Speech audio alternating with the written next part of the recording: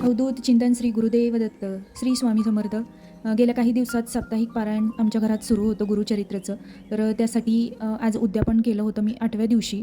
तर त्यासाठी जी नैवेद्याची थाळी बनवली होती आणि बिना कांदा लसूण घालता बनवली होती. तर चला दाखवते तुम्हाला. एका गॅसवर मी दूध गरम करायला ठेवलं होतं. तर त्याची मी खीर बनवणार होते. तर आणि दुसऱ्या पातेल्यामध्ये मी इथे रस्सा भाजी बनवणार आहोत आपण. तर त्यासाठी फोडणीमध्ये मी कांदा न घालता किंवा लसूण न घालता खोबऱ्या आणि कोथिंबीर याचं वाटण बनवलं होतं फक्त. ते भाजीला घातलं होतं. तर त्यामध्ये जिरे मोहरी खोबऱ्याचं वाटण आणि थोडेसे मसाले, त्यामध्ये धनेपूड, हळद, हिंग आणि लाल तिखट घातलं होतं आणि थोडासा गरम मसाला घातला होता. गरम मसाला हा आपल्या भाजीसाठी चालतो, मॅगी मसाला वगैरे वापरायचा नाही इथे. तर त्यामध्ये आता मी टोमॅटो घातलेले आहेत. टोमॅटो थोडेसे सॉफ्ट होण्यासाठी वरून थोडंसं मीठ घातलं आहे आणि गरम पाणी घालून थोडंसं त्याला तेल सुटेपर्यंत शिजू दिलेलं आहे. आणि वरून नंतर बटाटा, वाटाणा आणि फ्लॉवर हे आपण चिरून घेतलेलं, कट करून घेतलेलं ते घालून भाजून छान घेतलेलं आहे. आणि वरून थोडंसं गरम पाणी घातलेलं आहे. थोडंसं एकदम गरम पाणी घालायचं आहे, जास्त घालायचं नाही. तर अशी झाली आपली रस्सा भाजी, बटाटा, वाटाणा आणि फ्लॉवरची मिक्स भाजी.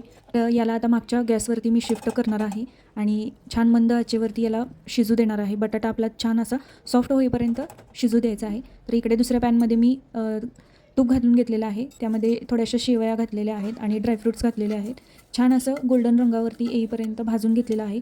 खरपूस असं छान भाजलेलं आहे आणि हे आपण दुधामध्ये घालणार आहोत. तर इथे दूध मी गरम करायला ठेवलं होतं, त्यामध्ये इलायची घातली, त्यानंतर साखर घातली आणि जे आपण शेवया आणि ड्रायफ्रूट्स भाजून घेतलेले आहेत ते घातलेले आहेत. आणि ते आता खीर मी शिजायला ठेवलेली आहे. थोडीशी आटून देणार आहे म्हणजे ती छान लागते चवीला. यानंतर आता त्याच पॅनमध्ये मी थोडंसं तेल घालून घेते आणि इथे आपण दत्तगुरूंना आवडणारी घेवड्याची शेंग बनवत आहोत. तर त्यासाठी जिरे मोहरीची फोडणी घातलेली आहे, कढीपत्ता आणि थोडंसं खोबऱ्याचं वाटण घातलं होतं, जे बनवलं होतं आपण ते खोबरा आणि कोथिंबीर याचं वाटण आहे, फक्त लसूण वगैरे घातलेलं नाही आहे. आणि त्यानंतर थोडे टोमॅटो घातलेला आहे बारीक चिरलेला, थोडेसे मसाले घातलेले आहेत, धनापूड, हळद आणि लाल तिखट घातलेलं आहे. आणि वरून आपण वालाच्या शेंगा म्हणजे आपल्या घेवड्याच्या शेंगा घातलेल्या आहेत. असा घेवडा, हा घेवडा थोडासा वेगळा आहे. तर घेवड्यामध्ये पण प्रकार असतात. तर त्यानंतर इथे थोडंसं पाणी घालून मी आणि मीठ घालून थोडंसं झाकून शिजायला ठेवणार आहे. घेवडा हा आपला छान असा वाफेवरती थोडंसं पाणी घालून आपलं शिजायला ठेवणार आहे. तर छान अशी आपली दत्तगुरूंना आवडणारी घेवड्याची शेंग. तर ती इकडे दुसऱ्या गॅसवरती मी शिफ्ट करते. बारीक गॅसवर छान अशी वाफेवरती छान शिजून देणार आहे. तर त्यानंतर इथे मी कढईमध्ये थोडंसं तेल, हळद, जिरे मोहरी घातलेलं आहे, लाल तिखट घातलेलं आहे, कढीपत्ता. तर इथे माझं गजानन महाराजांचं पारायण पण झालं होतं, त्याचं पण उद्यापन होतं. तर 21 गुरुवार मी सलग केले होते. तर मध्ये अडचण वगैरे येत होती, पण 21 गुरुवार झाल्यानंतर आज त्याचं पण उद्यापन माझं झालं होतं. त्याच्यामुळं त्यांच्यासाठी थोडंसं पिठलं बनवलं होतं मी, लाल तिखट घालून पिठलं, बेसनचं पिठलं बनवलं होतं.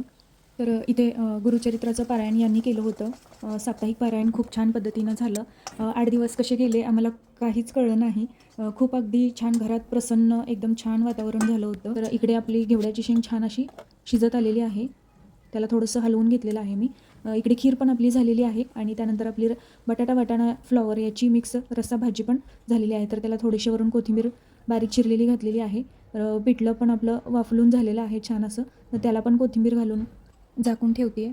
खरंच 8 दिवस वाटतात आपल्याला की नियम पाळणं होतात की नाही, पण खूप छान असं पारायण झालं. छान पद्धतीने सगळे नियम व्यवस्थित पाळले गेले. अडचणी येतात, पण आम्हाला पण भरपूर अडचणी आल्या, पण त्यातून दत्तगुरू मार्ग दाखवतात आपल्याला आणि आपल्याकडून ते करूनच घेतात. त्याचप्रमाणे असंच आमच्याकडून पण खूप छान असं पारायण दत्तगुरूंनी करून घेतलं. तर दत्तगुरूंच्या चरणी कोटी कोटी प्रणाम. तर सर्व भाज्या वगैरे फोडणी टाकून झालेला आहे. तर यानंतरचा शेवटचा भाग येतो तो तळणाचा. तर इथे बेसन घेतलेलं आहे मी थोडंसं, त्याची भजी बनवणार आहेत, बटाट्याची भजी. तर त्यासाठी मसाले थोडेसे घातलेले आहेत, लाल तिखट, धनापूड आणि कोथिंबीर, मीठ याचं बॅटर बनवलेलं आहे बेसनचं. याला जास्त पातळ वगैरे बनवायचं नाही, कन्सिस्टन्सी व्यवस्थित ठेवायची म्हणजे हे बॅटर जे आहे ते दोन्ही बाजूला बटाट्याच्या व्यवस्थित लागून राहतं भजी सोडताना. तर इथे मी डाळ शिजवून घेतली होती मुगाची. तर त्याला थोडंसं फोडणी घालून घेते, फक्त कढीपत्ता, जिरे मोहरी, हळद आणि हिंग ह्याचा तडका दिलेला आहे. तर इथे झालं आहे आपलं फोडणीचं वरण. तर यानंतर मी अगोदर तेलामध्ये तेल गरम करायला ठेवलं होतं, तेलामध्ये मी थोडेसे पापड तळून घेते, त्यामध्ये कुरडया तळून घेतलेल्या आहेत. तर यानंतर आपण मग बटाट्याची भजी सोडणार आहोत. तर बघा इथे छान रंगीबिरंगी अशा कुरडया माझ्या तळून झालेल्या आहेत. तर यानंतर आपण बटाट्याची भजी पण सोडून घेऊ. छान असं कोटिंग करायचं आहे बेसनचं. दत्तगुरूंना बेसन फार आवडतं. तर थोडेसे मी बेसनची भजी केलेले आहेत आणि त्यानंतर थोडेसे बेसन शिल्लक राहिलं होतं, तर त्यामध्ये मी मिरच्या घालून त्याचे मिरचीचे पण भजी सोडून घेतलेले आहेत.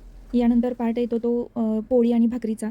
तर यासाठी मी छोट्या पोळ्या बनवल्या आहेत नैवेद्यासाठी. तर इथे आपल्याला नैवेद्याचे 3 ताट करायचे आहेत आणि चौथं जे आहे ते गाईचं नैवेद्य बनवायचं आहे. तर त्यासाठी मी दत्त महाराजांच्या फोटोसाठी आणि पोथीसाठी एक बनवायचा आहे आणि आपल्या घरच्या कुलदैवतासाठी एक बनवायचा आहे आणि गाईचा नैवेद्य एक बनवायचा आहे. असे आपल्याला 4 नैवेद्याची थाळी बनवायची आहेत. तर त्यासाठी मी छोट्या आकाराच्या पोळ्या बनवून घेतलेल्या आहेत आणि माझं गजानन महाराजांचं पण उद्यापन होतं, तर त्यासाठी त्यांना ज्वारीची भाकरी याची पण त्यांच्यासाठी नैवेद्याची थाळी बनवली होती. तर त्यांच्यासाठी भाकरी पण बनवल्या होत्या 2 मी. तर त्यानंतर गजानन महाराजांसाठी 21 मोदक बनवायचे होते. तर ते मी पेढ्याचेच बनवले होते. जास्त काही गूळ खोबरं वगैरे घालून बनवायचं झालं नाही, त्याच्यामुळे मी पेढ्यांचा 21 मोदक बनवले होते. तर छान सुंदर असं आपलं नैवेद्याचे सर्व पदार्थ इथे बनवून झालेले. त्यामुळे लगेच मी नैवेद्याची थाळी बनवायला घेतली. 4 ताटं नैवेद्याचे बनवले होते. तर इथे बघा तुम्ही छान असं आरती वगैरे झाली. त्यानंतर नैवेद्य वगैरे दाखवून घेतला. मस्त असं छान प्रसन्न वातावरण झालं होतं घरामध्ये. माझ्या सर्व लाडक्या ताईंना गुरुपौर्णिमेच्या खूप खूप शुभेच्छा. आणि व्हिडिओ आवडला असेल तर नेहमीप्रमाणे लाईक, शेअर, सबस्क्राईब नक्की करा. अशीच दत्तगुरूंची कृपा तुमच्यावर पण सदैव राहो. अवधूत चिंतन श्री गुरुदेव दत्त. श्री स्वामी समर्थ.